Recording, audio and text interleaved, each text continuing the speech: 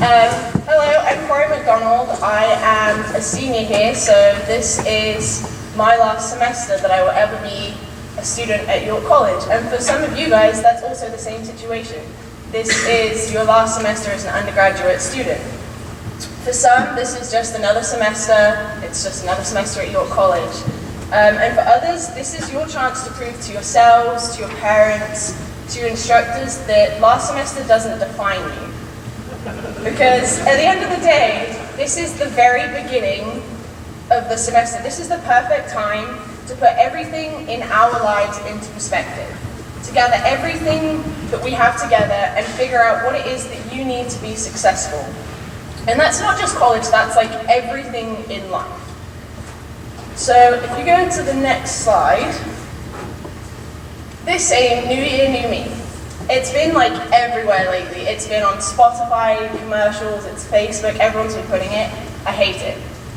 I hate the saying.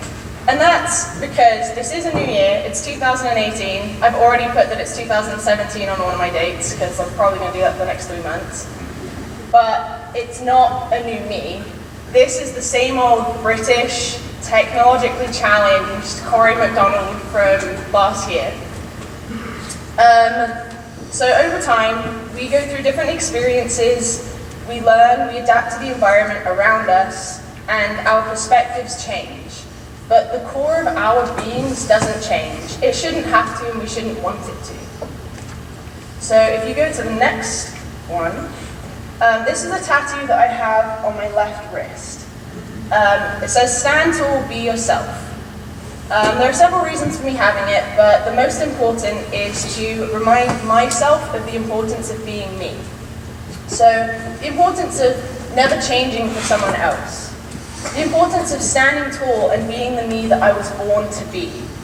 My whole life, I've kind of had this big struggle with not being able to say no to people.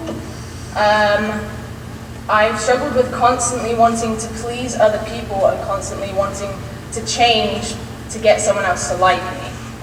And honestly, this has kind of put me in some bad situations in my life. And it actually put me in a fairly dark place for quite a long time.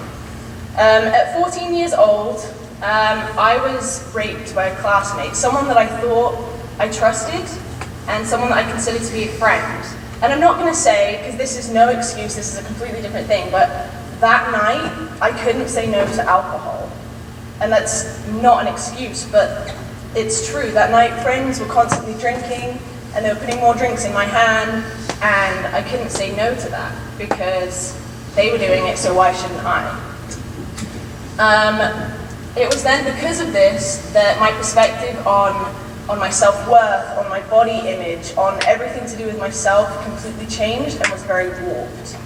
I felt that I had to be skinny and pretty because what happened wasn't because this guy, like, he didn't love me, he did this because of the opposite. He didn't listen to me because I wasn't thin or attractive enough. And this then led to several years of, honestly, I'd eat and after a while I'd make myself sick after eating. So this tattoo reminds me to stand up for my own opinions, to be true to myself, and to only learn and grow but never change me, never change who I am. I don't know where any of you are at right now, that's academically, socially, spiritually. Only you and God really know that, truly and honestly. But hopefully after I've spoken for a few more minutes, you can have the opportunity to evaluate where you are and help yourself grow and adapt to your surroundings rather than feel like you have to change who you are to put yourself on a better track. So if you go to the next slide, my perspective on college was very different when I was younger. I used to think that it was only for the rich, the private school educated, and what I would call posh people. But then I got the opportunity to go to a community college, and I discovered that that wasn't true. If you click the next one, this is me playing soccer at my community college, graduating and being inducted into the National Society of Leadership and Success. So now my perspective has changed to thinking that college can be for anyone. It's not for everyone, but if you want to make a positive difference in your life through a college education, then you can go. There's nothing that can stop you really if you want to, because my parents don't have the money to be able to help me in college, but I found a way to make that happen for me. So at 17 years old, if you go to the next one, I was looking into working at summer camps in the US. There's this program called Camp America, and then it had this section, and it said, like, would you rather work at a particular sports camp, a music camp, a theatre camp, and a Christian camp? And I said, Christian camp. What, they just read their Bibles all day? That doesn't sound fun. Like, no thank you, I'll do soccer, thanks.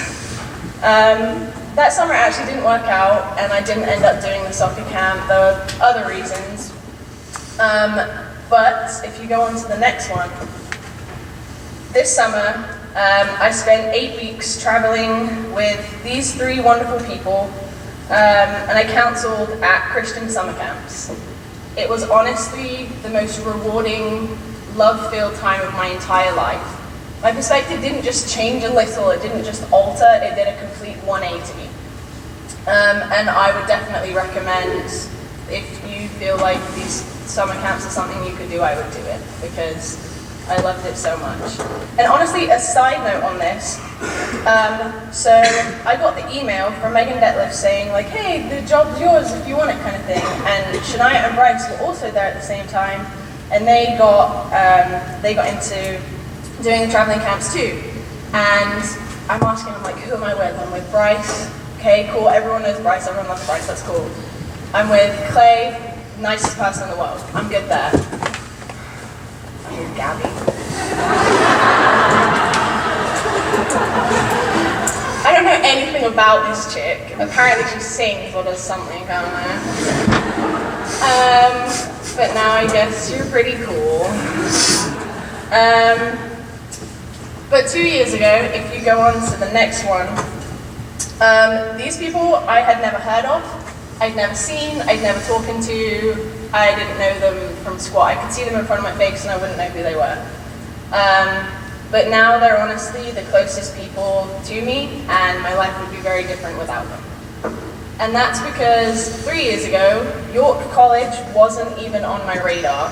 I wasn't thinking about going to a Christian college. My perspective was maybe I could graduate from community college, maybe go home, maybe go to a state school, maybe give up on soccer. But now I'm getting ready to graduate with my bachelor's degree alongside the best friends I could ever ask for at York College. When getting here, I had no idea what chapel meant. I kind of felt weird having to sit in the same seat for a whole semester next to the same people. I had never heard of a Devo before, and I asked someone, and they're like, oh, it's a devotional. And a devotional is?